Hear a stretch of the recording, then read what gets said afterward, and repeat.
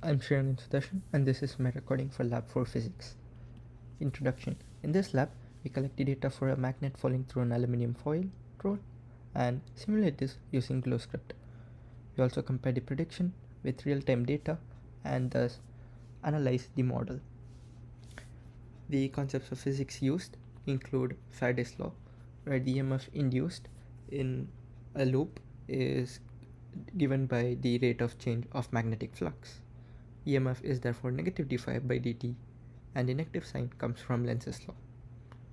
We also use the Biot-Savart's law, where B is equal to mu naught into 4 pi r cubed whole times 3 into mu dot mu r cap whole times r cap minus mu.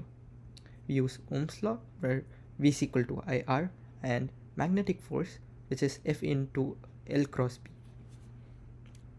We find the summary of the results that the time taken from the experimental model is 0.746 seconds, and the time from the computational model is 0.774 seconds, which is similar to the one from the experimental model. And we see that this is the model as seen in the image. A magnet falls into a tube of aluminum foil. The system includes the magnetic dipole, which is the paramagnet, which is falling down, and the surroundings includes the roll as well as the rest of the environment. Assumptions made include that the air resistance is neglected, and gravity and magnetic forces are the only forces acting on the magnet. Next, this is the experiment. We first use the tube. We note down the north pole of the magnetometer, set up a camera to record it, and drop the magnet through the tube 5 times and analyze the data. Here's the data. The length of the loop of the tube is 0.3 meter. The inner radius is 0.005 meter.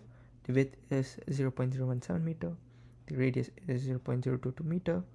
The magnetic moment is 1.94 ampere meter squared, and the mass is 0.025 kg. And from the average value, we are able to see that it is 0.746 seconds. Checkpoint questions. Why do we not use a ferrous tube or like a steel pipe? The ferrous tube would attract the magnet and therefore interfere with the results, distorting the magnetic field, and thus the readings we get would be wrong. Next, if we were to use a magnet and just allow it to fall through free space instead of a tube, then the magnet would fall faster. This is because gravity is the only force acting on the magnet, and there is no induced magnetic field opposing the gravitational force. Here's the GlowScript model, and we first simulate the model, the magnet, and we initialize the parameters.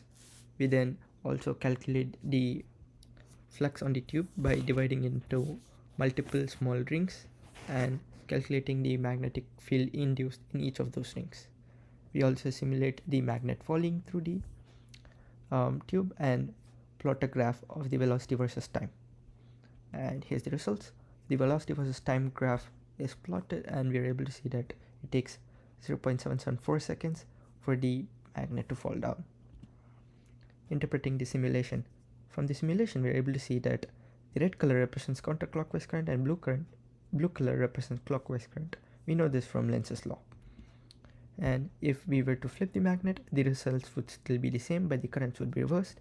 This is because despite reversing the magnet, the concepts of Faraday's law holds true, and thus the results would still be the same and it will take the same time.